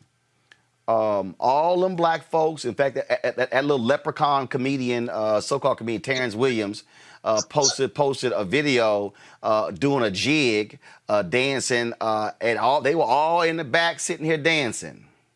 What? Now, one of them who was dancing, Herman Cain, now they mourning. He ain't here. He's dead. Yeah, I still don't understand how a mask became political when we are facing a global pandemic that is airborne and impacts the respiratory system, which we know when we look at studies, Black folks disproportionately are impacted by asthma. And then when we start looking at the places where people live, particularly if they're plants and things of that nature, that makes them just as much susceptible. But getting back to Herman Cain, who contracted the virus, you said, like less than 14 days after attending the rally. And this man went to the hospital July 1st and just went downhill from there. I think the overarching lesson for everyone here is to wear a mask and to social distance. Those are the ways with which we can fight coronavirus. And now, as it relates to Representative Gohmert, the other part of his wildness around not wearing a mask is that he also lives in his office. And so he uses facilities that other people that are in Congress have to use as well. He's been very, very blatant about exposing, as the piece talked about, giving staff a hard time that did wear masks. And so you have a person that really is a super spreader, so to speak, postured himself as a super spreader, that is not being disciplined, that is not really being forced to comply in the way that will protect the health of other people. So these are the folks that we really have to be on the lookout for. Reese, Greg sent me this photo. This was a photo. Where'd you say Greg is from? Negro? The Negro History Bulletin, Negro Woodson's History publication. Bulletin. Go to my iPad, y'all. This is a photo. A person second from the left is Herman Cain. And these participants in the student panel, which reviewed Negro history over radio station WERD in Atlanta during Negro History Week, are presented compliments of a book by the panel's moderator, William W. Bennett. Again, this right here is Herman Cain. This is, the thing here, Reese, is just simple. These people want to play with fire. These folks are running around listening to Donald Trump, listening to him. They're acting a fool. They're sitting there cussing folks out, yelling in stores. 100 years ago, 100 years ago, there was a Spanish flu. 500 million across the world got infected. 17 to 50 million died. Right now, the COVID death rate is at 152,000. Trump gives a news conference today. We're seeing things leveling off in Texas, is leveling off here. They are living in a completely delusional world. And the people who play games, this is real simple. You're playing Russian roulette with your life. That's what Herman Cain did. Yeah, it is, and my condolences go out to the Cain family, because I actually do think it's very sad what's happened to him, and it was mostly avoidable because he could have chosen to not go to a Klan coronavirus incubator rally. And I've seen even, I don't know if you guys noticed today that Angela Stanton, who's actually running for Congressman John Lewis's seat, was spreading these conspiracy theories about, Democrats being behind it. For all we know, she could have been the one to infect him, because asymptomatic people often infect people who have pre-existing conditions, and they have a different reaction to it. And so people absolutely need to take it seriously. And it's very tragic to know that this man was on his deathbed while his own staff was tweeting out coronavirus conspiracy theories and disinformation. This is not a game. It's actually not political, and people need to take it seriously. Yeah, I mean, or die. I mean, that's the alternative, dying. And that's the thing, Greg. And I keep saying, hey, if these white folks want to go out there and act a fool, but numbers don't lie. Black people are dying disproportionately because of a variety of, obviously, health ailments, pre-existing conditions, and the effects of Jim Crow, all these years of the stress we got to deal with. Look, people were asking me, Roland, are you going to go cover the funeral stuff of Congressman John Lewis? And I was very, very close to doing it. But I had to sit there and make a decision, Greg. I said, wait a minute. Yeah. I'm the only host of the show. I ain't got no backup. Yeah. There some companies have a key man insurance. I'm lone man. I mean, the bottom line is me hosting this show is responsible for the jobs of 10 other people. So you can't just... And then also you got your family who's been affected as well. People got to understand what's going on here. And again, condolences go out to the Cain family, but you put your life on the line for a Trump rally? Gave his life, brother. You gave your life for a Trump rally? Took the ultimate L. Just like Reese said. And that's why when you show that picture, really, the thing that moved me, I was looking through some copies of the Negro History Bulletin, and I came across that picture and I froze from the early 1960s. Why? Herman Cain. Let's contrast Herman Cain with this white nationalist who's falling apart. He might not make it to November. Whatever's eating his brain may have it all eaten up by September, October. But let's contrast Herman Cain with Donald Trump. Herman Cain did not inherit a fortune. His father, he grew up poor in Memphis. He was born in Memphis. Cain gets to Atlanta because his father moves down there. His father ends up being the chauffeur for the CEO of Coca-Cola, and he tells the CEO of Coca-Cola, this is Herman Cain's father, pay me in Coca-Cola stock instead of money. And that's how he's finally able to get ahead. Contrast that with Fred Trump, his old racist ass out there squeezing the life out of poor people and black and brown people. Well, when he let them in the tenements at all, building these trap apartments. And so Herman Cain doesn't have an inheritance. He goes to Morehouse on scholarship. That's where that picture come from. And it's crazy to see him sitting there. We just got through you talked about the black media last week, black radio stations. WERD was that station Dr. King used to broadcast on. And they go do this Black History thing, and they pay them with a book written by Carter G. Woodson. That's what he's holding there. So where does he go wrong? He gets a degree from mathematics from Morehouse, goes to the Navy and works as a mathematician while he's in the service. And then as he gets into fast food, Pillsbury, Burger King, ultimately we know him, of course, from pizza and all that. He's really a self-made person with the little bit of momentum his family could give him. Meanwhile, Donald Trump is the biggest business failure in American history in terms of the most prominent business failure. He's actually shooting for it. And when those paths converge, it's because Herman Cain goes too far off into this whole idea of self-sufficiency. And somewhere in the 90s where he's critiquing Bill Clinton for saying, universal health care, well, I have to lay off my employees. He's a straight capitalist. And he doesn't really have a political philosophy. But then he gets caught up. Why? Because some of these white folks in this white nationalist party, particularly these hyper-capitalists, they want a black person to espouse those talking points that in America you can pull yourself up by your bootstraps, even if you ain't got no bootstraps. And Herman Cain, who did not develop a political philosophy, and clearly from that picture he had a chance because he was around some people that could have helped him, but Herman Cain, chasing that dollar, ends up trapped in this rhetoric, this hyper-capitalist rhetoric, turns into a mascot for the Republican Party, and then gives his life to the huckster who they shouldn't even be mentioned in the same breath, because if you put them on the same plane of being business people, Herman Cain is the success and Donald Trump is the joke. But Reese nailed it.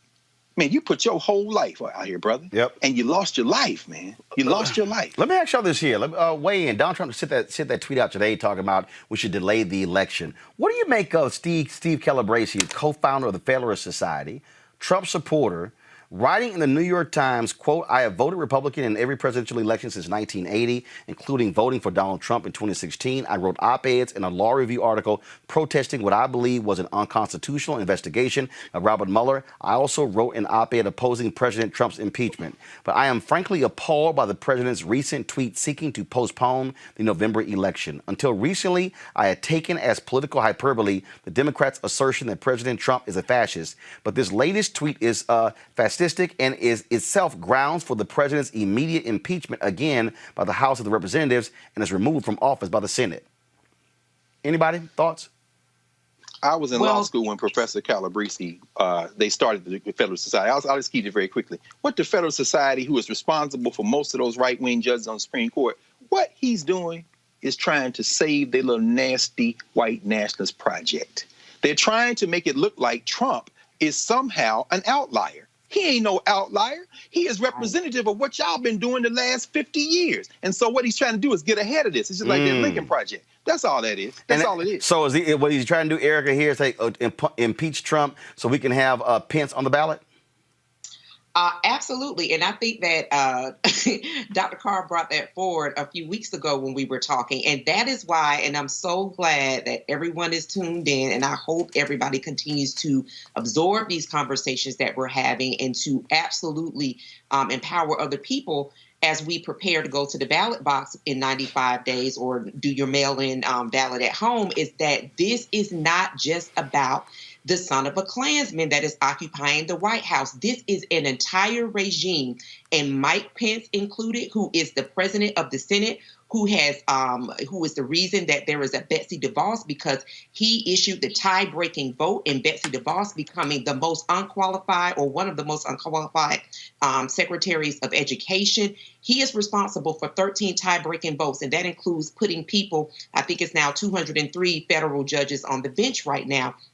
We're also talking about the leaders in chief of federal agencies, all of these different people that have worked together to tip the scales of America towards authoritarianism and fascism. That is who we are firing. It is an entire regime. And so I'm with Dr. Carr. When I actually did read this and I saw it, and I thought to myself, just along with the Lincoln Project, and Dr. Lawson brought this forward, talking about writing of history, we have to reconcile with what actual history is. And actual history is when Dr. Lawson brought forward how Ronald Reagan decimated housing for Black folks, that we can't pretend like the 1980s did not happen. The Republican Party that we're seeing right now that is really kind of scrambling to try to save what they believe to be a very still grand old party does not exist. And so, I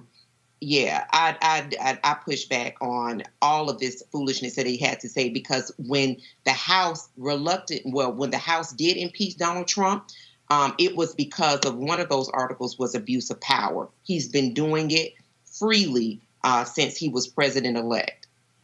Reese. This guy is full of shit. Let's just be honest. This is nothing more than a PR campaign. There have been literally thousands of off-ramps for any so-called Republican of conscience. So this is not anything more beyond the pale than what we've seen literally hundreds of times, even since this pandemic has started. Literally, the Trump regime, as Erica put it, has been putting troopers on our American streets, violating the sovereignty of these individual states. That's authoritarianism and it's fascism. Okay, so this whole notion that, oh, this tweet sent me over the edge, they're full of shit, especially when you come from the party that is the party of voter suppression, the party of gerrymandering, and you have, there was one more thing that I wanted to say. Oh, like Erica said, you have your 200 judges now, Federalist Society. So sure, if you can distance yourself from Donald Trump and your 2 Supreme Court justices, then maybe this is a little bit of damage control on your fault. But what we cannot do, as Dr. Lawson, pointed out brilliantly today, is we cannot allow these white nationalists, the white nationalist party, as Dr. Carr put it, to rehabilitate their images in real time. We can't allow them to do it, to rehabilitate it with memes and catchy videos and ads and op-eds. They are just as much accountable and co-conspirators in this Trump regime and this fascism that we're seeing today. They have the blood on their hands, and we cannot let them write their way out of it.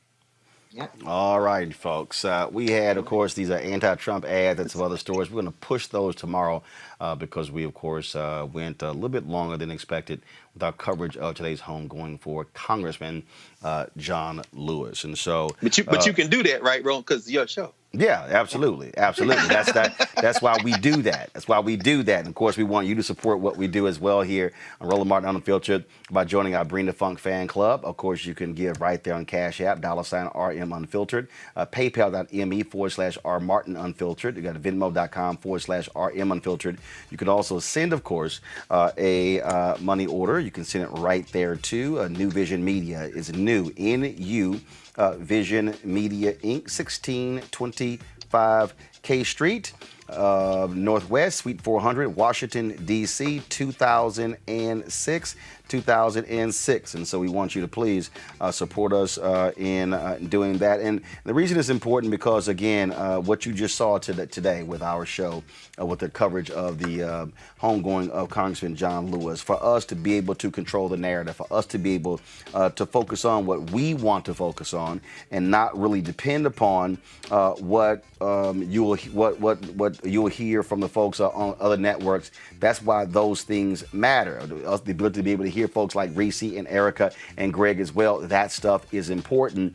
And I'm just gonna and Greg, what I keep just trying to get our folks to understand is that if we're not building our institutions, then guess what?